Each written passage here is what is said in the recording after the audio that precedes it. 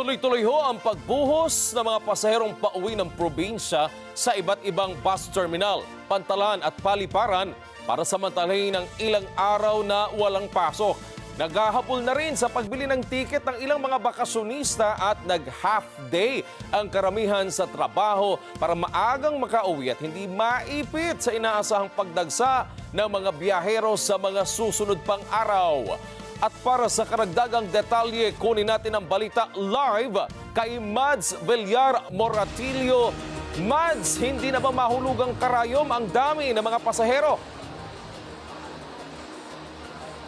Wedge, alam mo dito sa Parañaque Integrated Terminal Exchange kung saan tayo narito ngayon, kanina naranasan natin, alam mo yung parang pakiramdam na hindi mo na kailangan maglakad dahil na rin sa dami ng mga tao. Pero ngayon ay bahagya ng nabawasan itong mga tao dito sa may lugar kung saan na tayo narito ngayon sa may second floor nitong terminal. Sabi ng pamunuan ng PITX hanggang mamayang gabi, inaasahan nila na aabot sa 200,000 ang maitatalang pasahero na magpupunta dito sa terminal. Para siguradong hindi mauubusan ng tiket, maaga pa lang, nagpabook na ang ilang pasahero pauwi ng probinsya. Gaya nila Aling Laarni na pauwi ng Bicol. Nung buka ko nung March pa. Ang mga biyaheng Bicol kasi ang madalas nagkakaubusan ng tiket tuwing bakasyon o long weekend. Ganito rin ang ginawa ni Aling Beth na biyaheng Masbate naman. Okay lang po, nagpa-reserve kami. Nung atin pa. Para masulit ang bakasyon at hindi sumabay sa dagsa ng pasahero, ang ilan sa kanila magpapalipas muna ng ilang linggong bakasyon. Passion lang. Habang wala pagpasok mga bata. Katapusan pa yata ng March. Si Abigail naman, humabol lang sa pagbili ng tiket dahil galing pa siya sa eskwelahan. Mahirap, lalo na maraming tao, mahirap lakad ng lakad, ganyan nakakapagod. Tapos galing pa akong school, kaya... Sabi ni Jason Salvador, head ng Corporate Affairs ng Parañaque Integrated Terminal Exchange. Noon pang Abril 9, nagsimula ang dagsa ng mga pasahero sa terminal. 2.5 milyong pasahero ang inaasahan nilang magpupunta sa PITX sa panahon ng long weekend, kasama na ang hanggang sa susunod na linggo na inaasahan na magbalik ng mga nagbakasyon. Yan, ano? May mga schedules yung alis ng bus natin, tapos may mga additional units pa kasi nga mataas yung demand. Pagka ganito po, usually, 3 S yung binabantayan natin, lagi ko sinasabi na 3 S. No? 1, S is supply of public utility vehicles. Kailangan, dahil mataas yung demand, dapat may karampatang supply ka. Pangalawa, safety. Kasama po natin yung LTO dyan. No? Safety sa pampublikong sasakyan, di ba? And of course, security. Kasi alam naman po natin ganito, pag 100,000 yung mga pasahero nyo, meron dyan mga namantala, di ba? So, may mga incidents din ganyan. Meron din po, no? Meron din, no? Tiniyak naman niya ang mahigpit na seguridad sa terminal. Samantala sa bus terminal sa Cubao sa Quezon City na may biyaheng patungong norte, dumarami na rin ang mga pasahero na uuwi sa kanilang mga probinsya.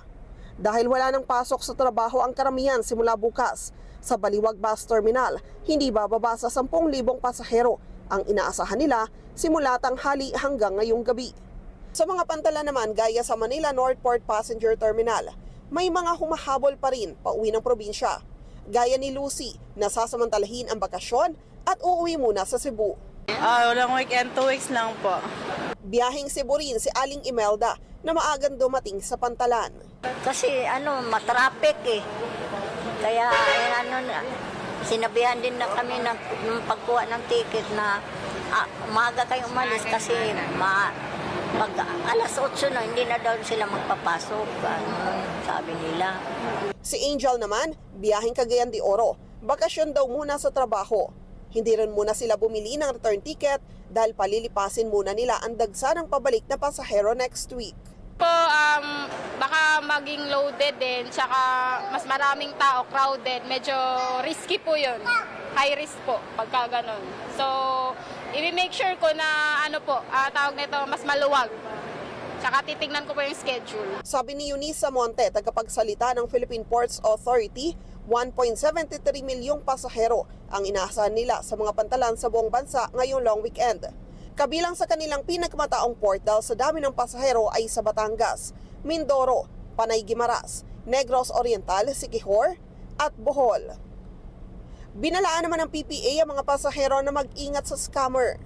Kasi yung sa mga fixer naman po na nabanggit nyo kanina, mag-aalok sila ng tripleng presyo ng ticket Ang kapalit po nito, hindi napipila doon sa pantalan. But then again, ito po ay hindi affiliated with PPA o sa shipping line at maaring bentahan pa po sila ng mas mahal dahil bukod sa ticket, nagbebenta pa ng insurance. Alalahanin po natin na wala po tayong dapat bayaran na insurance sa ating pong mga barko. No? Ito po'y kasama na sa bibili na ticket ng mga pasahero. Maging online, meron din aniyang nananamantala at ginagamit pa ang logo ng PPA. Na oobserbahan natin ngayon, yung dumadami ng nabibiktima ngayon ng gumagamit ng mga PPA logo. So, nag-aalok ng mga ticket para hindi na pumila. Ang ending po, yung mga pasahero pagdating sa pantalan, wala po silang ticket dahil online po silang nag-transact doon sa mga gumagamit ng PPA logo. Kaya mayat maya, nagpapaalala din po kami na wag po tayong maniwala sa mga scammer. Usually po kasi, meron po tayong mga usually number lang, tapos merong logo ng PPA, kinukuha nila yung logo ng PPA. And then again, nangihingi po ng GCash kapalit ng ticket na po sa mga padala usually. Kaya ang nangyayari po, pagdating nila sa pantalan, hindi po valid yung ticket nila dahil hindi po ito talaga tinransact ng PPA. Hindi po nagbebenta ang PPA ng ticket, no, para po malinaw lang, para po hindi rin makabili yung mga kababayan natin. Sa Ninoy Aquino International Airport naman, dagsa na rin ang mga kababayan natin, gaya ni Dina na pauwi sa Davao mula sa bakasyon sa Metro Manila. Alas 8 pa ngayong gabi ang biyahe niya, pero alas 10 pa lang na umaga, nasa Paliparan na dahil ayaw niyang maipit sa dami ng mga pasahero. Mayang gabi pa yung flight namin, maaga lang kami pumunta dito. Ay, bakit kayo maaga pumunta? Kasi malayo doon kami, galing kami sa Dasma, Cavite. Ang pamilya naman ni Ann piniling magbakasyon sa Singapore. Kahit maraming pasahero ngayong long weekend nila inischedule ang biyahe dahil kakatapos lang ng klase ng kanyang anak. Ayon sa pamunuan ng New NAIA Infra Corporation, mula nung linggo nagsimulang bumuhos ang mga pasahero sa NAIA. Ayon kay Lito Alvarez, ang General Manager ng NNIC, nitong linggo, Abril 13, umabot sa 150,000 ang pasahero na dumaan sa NAIA na mas mataas kumpara sa 134,000 na naitala sa parehong araw noong nakarang taon. Pumalo rin sa mahigit 140,000 ang pasahero sa Paliparan simula pa noong Lunes hanggang ngayong araw na tinatayang papalo pa sa 1.8 milyong pasahero hanggang linggo. Pero sa kabila niyan, maluwag pa naman ang pila sa NAIA. Yan ay dahil sa mga idineploy na dagdag na tauhan sa NAIA tulad ng air traffic personnel at mga tauhan ng Bureau of Immigration. Paalala naman sa mga kababayan natin na bukas pa hahabol ng biyahe pa uwi sa kanilang probinsya. Siguruhin muna na may biyahe ang kanilang bus company, partikular na dito sa PITX. Bagamat tuloy-tuloy pa naman yung operasyon dito sa PITX kahit na araw ng bukas at sa Biyernes ay tuloy yung operasyon dito. May ilang mga bus company kasi yung nag-abiso na wala silang biyahe. May iba naman na limited yung kanilang magiging biyahe pero yung iba ay full operation naman daw sila. Balik sa inyo dyan, Wedge. Okay, Mads, meron na bang mga ulat na mga delayed na mga biyahe, partikular dahil na traffic o nasiraan? At kamusta yung sitwasyon ng mga pasahero dyan sa kinalalagyan mo sa may PITX? Meron bang mga pasahero dyan, mga naglalatag na ng higaan nila dahil medyo mahaba-haba pa yung oras na hihintayin? Well, alam mo, in fairness dito, wala pa namang nagre-reklamo sa atin na na-delay yung kanilang mga biyahe. At may mga monitor din kasi dito na nakalagay sa iba't ibang lugar dito sa PITX. Kaya talagang parang nasa airport na namomonitor ng mga pasahero kung parating na yung kanilang bus. At wala rin tayo nakita na-cancel na biyahe. Yung iba na nagsabi na fully booked na raw sila, agad din naman silang naayudahan ng kanilang kumpanya dahil may mga naipadalang bus. Kaya naging smooth pa rin naman yung daloy dito. Kaya yung mga kababayan natin, bagamat yung iba, inagahan kasi yung pinto rito dahil nga noon, ngayon pa lang sila bibili ng ticket, ay wala namang problema dahil nagdagdag rin yung pamunuan ng PITX sa mga upuan.